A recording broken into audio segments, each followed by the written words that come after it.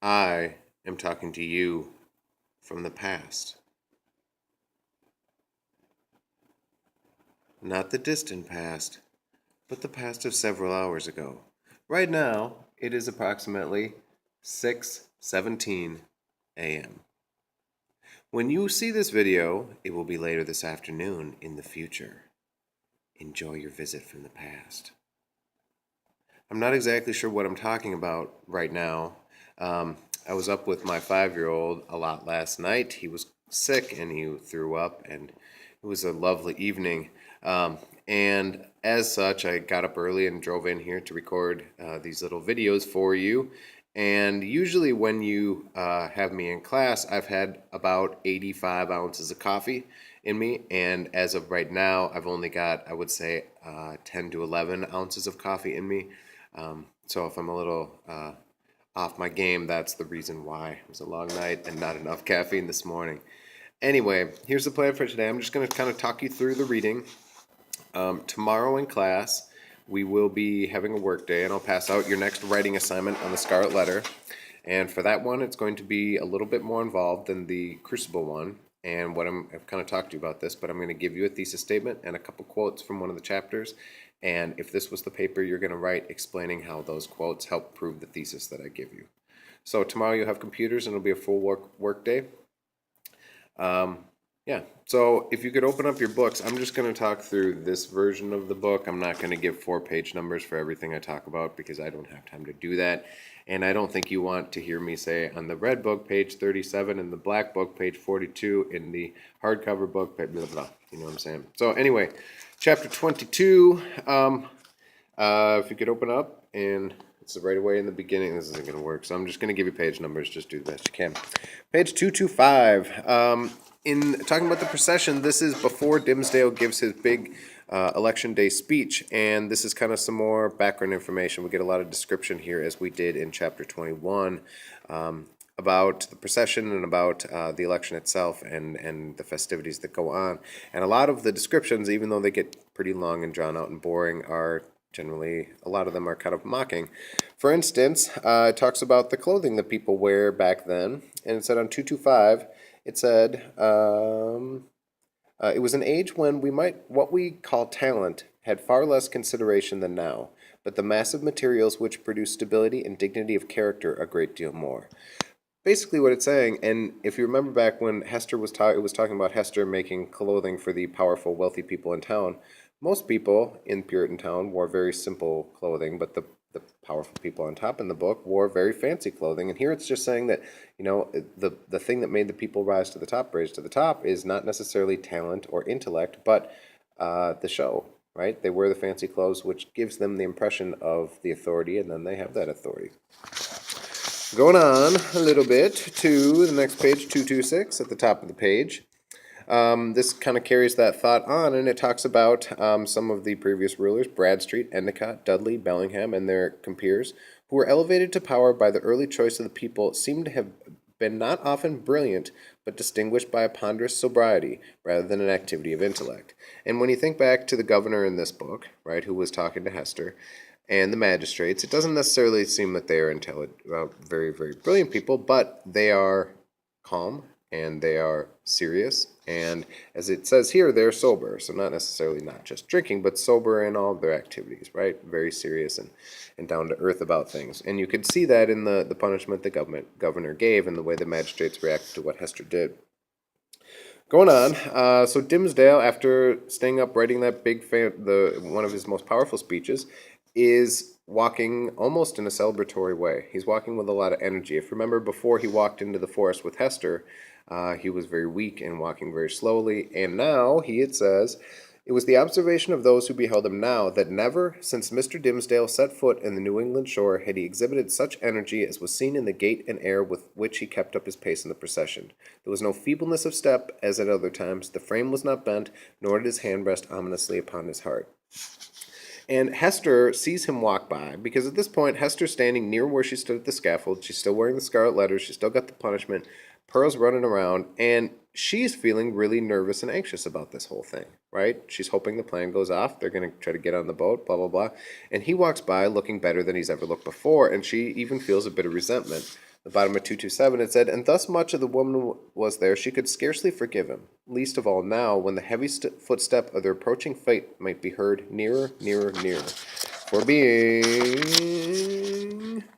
able so completely to withdraw himself from the mutual worlds, will she grope darkly and stretch forth her cold hands and found him not. She's almost angry with him, the fact that he can so completely kind of separate what he's doing right now and his personal feelings from what's going on between the two of them. The reason he's got so much energy is he knows personally himself he's going to be rid of these feelings of sin and guilt, and kind of like he walked out of the forest with a lot more purpose and energy. That's how he's feeling now. Now, going down, and on bottom of 228, talks about Hester runs into Mistress Hibbins, who talks about the minister, and seems to know that he had been to the forest. On 229 it said, yonder divine man, that saint on earth, as people uphold him to be, and as, I must say, need say, he really looks.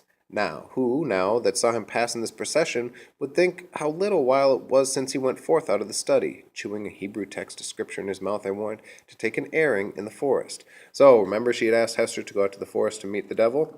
And that's kind of what it's getting at here. She knows he's been to the forest, right? He came back different, came back and wanted to do all the naughty things and say all the inappropriate things to the townspeople. She seems to know, in the same way that Hester would be walking around town and could feel sin in others, the witch can too. Aha, we know what that means, Hester Prynne. But truly, forsooth, I find it hard to believe him the same man. Going on, and Hester she doesn't want to acknowledge this, obviously, and she's a little bit startled that seems like Mistress Prynne knows what she's talking about. And it says, Madam, I know not of what you speak, answered Hester Prynne, feeling Mistress Hibbins to be of infirm mind, so kind of old, yet strangely startled and awe-stricken by the confidence with which she affirmed a personal connection between so many persons, herself among them, and the evil one. And then she says, Mistress Hibbins goes on, dost thou think I who have been to the forest so many times, and have yet no skill to judge who else have been there?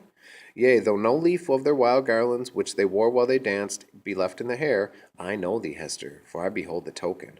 We may all see in the sunshine, and it glows like red flame in the dark. Thou wearest it openly, so there is no need to question about that. But this minister, let me tell thee in thine ear. So it seems like she knows what's going on with the minister too. Maybe not exactly what's going on, everything that he's going to confess later, but she knows something. And it said, and 230 it says, what is it that the minister seeks to hide with his hand always over his heart? Ha, Hester Prynne. So she knows. Going on to the next chapter, 23, Revelation of the Scarlet Letter. So back in chapter 17, when we had the most obnoxiously wimpy moments from Dimsdale, talking about wanting to just lie down in the leaves and die, and think for me and act for me, Hester, you're strong, I'm weak, blah, blah, blah. Just when you thought you couldn't hate Dimsdale anymore comes the end of the book, and he even dies in a wimpy, terrible way. So he gives this very powerful sermon, and the people hearing him, it said, according to the united testimony, never had man spoken in so wise, so high, and so holy a spirit as he that spake this day. Nor had inspiration ever breathed through mortal lips more evidently than it did through his. Its influence could be seen, as it were, descending upon him. Turning the page. Possessing him and continually lifting him out of the written course that lay before him and filling him with ideas that must have been as marvelous to himself as to his audience. Now, he's giving the most powerful speech of his life. He's always known as being a very good speaker, and the town really respects him and looks up to him and thinks highly of him, and he's never been given a better one than he has today. Full of power, full of energy, but then when he's done, go to 238, the energy, or, say, rather, the inspiration which had held him up until he should have delivered the sacred message that brought its own strength along with it from heaven, was withdrawn. Now that it had so faithfully performed its office, the glow which they had been before beheld burning in their cheek was extinguished, like the flame that sinks down hopelessly among the late decaying embers. Seemed hardly the face of a man alive, with such death-like hue. It was hardly a man with life in him that tottered on his path so nervously, yet tottered and did not fall. So, he used up all his energy giving that speech, and he's back to being super wimp now. Going on, and it said, so he was walking and kind of staggering, they're helping him past, and then he turns and looks to Hester and Pearl, and on 239 says, Hester, come hither, come my little Pearl. It was a ghastly look with which he regarded them, but there was something at once tender and strangely triumphant in it. And it's the note of strange triumph that bothers me, right? Because it's almost like he's just celebrating that he's getting the guts to do it. But by confessing at this point, right before he dies, one, it lets his conscience off the hook, but he's throwing Hester under the bus again. Right? Hester's finally, after 7 years of punishment, the town doesn't think bad of her. Her reputation's redeemed, and all of a sudden now he's going to say, "Yes, I was the one who was the father of Pearl." And then everyone turns and looks at Hester. Right? And she even brings this up. As he goes to talk to Hester and Pearl, Chillingworth says, "Madman, hold, what's your purpose? Wave back that woman, cast off this child, all shall be well. Do not blacken your fame and perish in dishonor. I can yet save you. Would you bring infamy on your sacred profession?" And he says, "Ha, tempter," referring to him as the devil. "Methinks thou art too late," answered the minister, encountering his eye fearfully but firmly. "Thy power is not what it was. With God's help I shall escape thee now." So he brings them up, Hester and Pearl, up onto the scaffold on 240. It says, "The strength, Hester, but it be guided by thy will which God hath granted me. This wretched and wrong old man is opposing it with all his might, and with all his own might and the fiend's. Come, Hester, come, support me on yonder scaffold."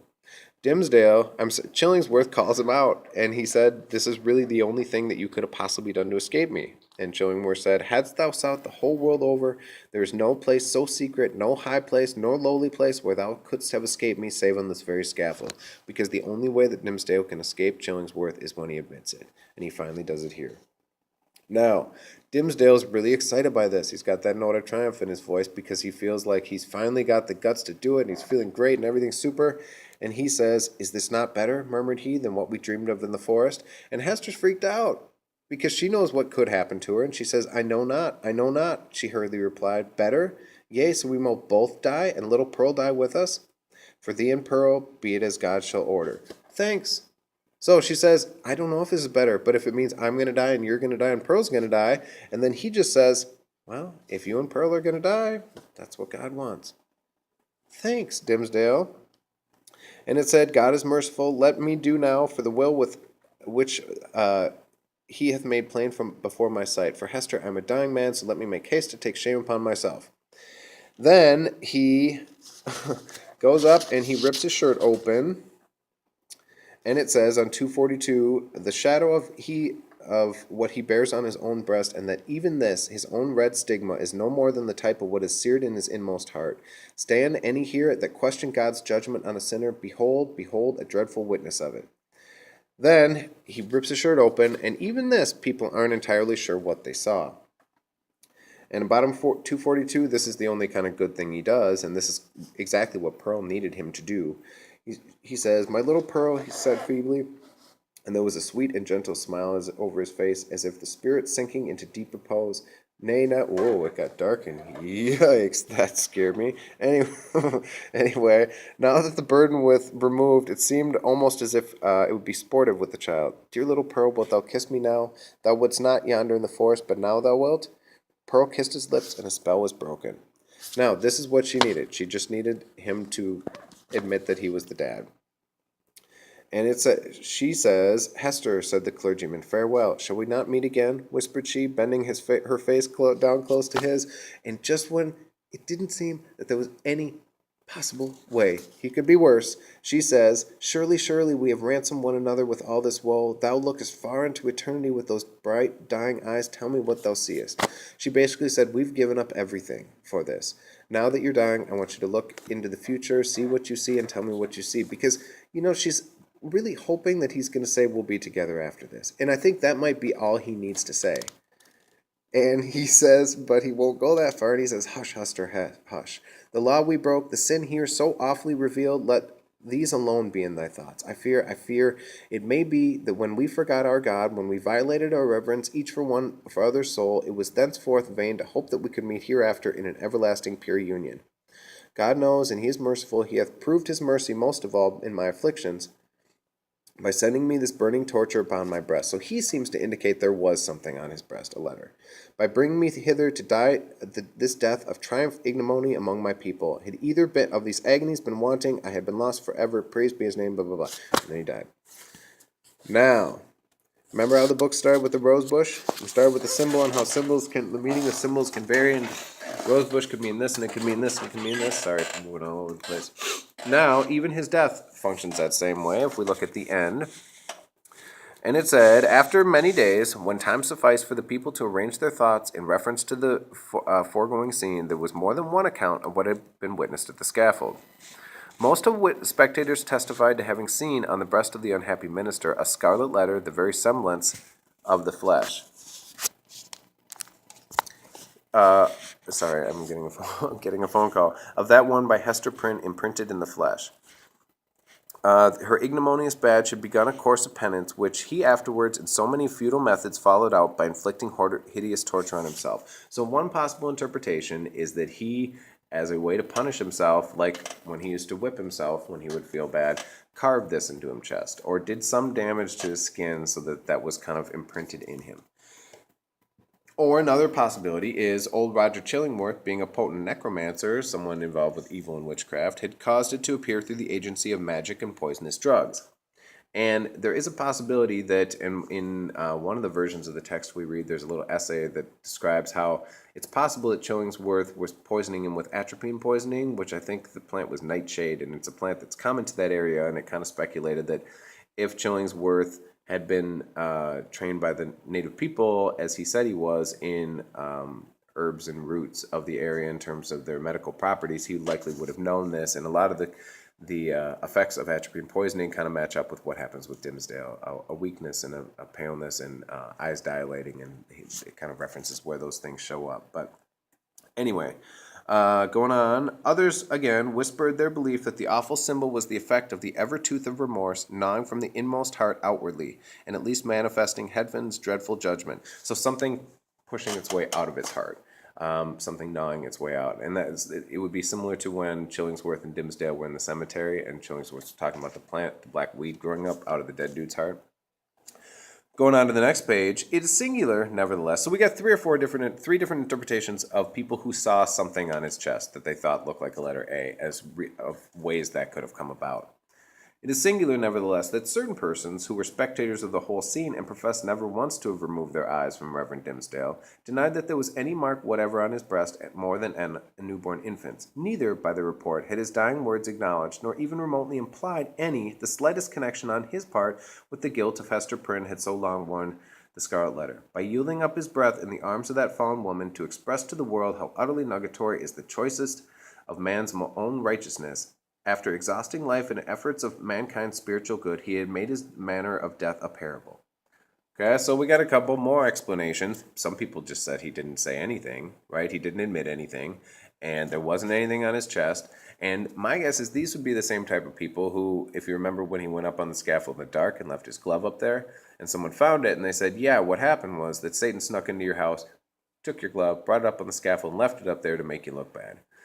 The explanation's ridiculous, and it kind of requires some mental gymnastics or flexibility anyway to kind of make your mind think those things. But if you refuse to do that, then Puritanism starts to unwind a little bit, right? If the minister was up there, that means the minister could be doing some naughty things. And if the minister's doing naughty things, then the idea of Puritan ministers being chosen by God doesn't work. Does that make sense? So people don't want to go that far, and so they're willing to believe lots of different things to avoid having to look at the obvious thing. The authority which we have chiefly followed, a manuscript of old date, drawn up from some going on. Now we get some more background information of some things that happened to the characters. Chillingsworth died shortly after, and it said, all his strength and energy, all his vital and intellectual force seemed to have once shriveled him, insomuch that he positively withered up and shriveled away. And he talked about basically his whole life had been devoted to revenge. And once that revenge was gone, he had nothing left to feed on or remember he always described it as being a leech. Leech can mean doctor, but leech can also mean the little sucky thing that can go on you and suck the blood out. He'd sucked all the blood out, and there was nothing left, and so he died. He did, however, do one good thing before he died in 247. It said he bequeathed a very considerable amount of property, both here and in England, to little Pearl, the daughter of Hester Prynne. So Pearl, the elf child, the demon offspring, as some people up to that epoch persisted in considering her, became the richest heiress in her day. Going on, and it turns out she ended up being very good, and on 248, once Hester was seen embroidering a baby garment with such lavish richness of golden fancy as would have raised a public tumult had any infant thus apparelled been shown in our sober-hued community. And Pearl was not only alive but married and happy and mindful of her mother that she would have most joyfully have entertained the sad and lonely mother at her fireside. So she ends up to be very good. Hang on one sec. Hi, so I just got a phone call from my wife and they are at the hospital. So my kid is in the hospital.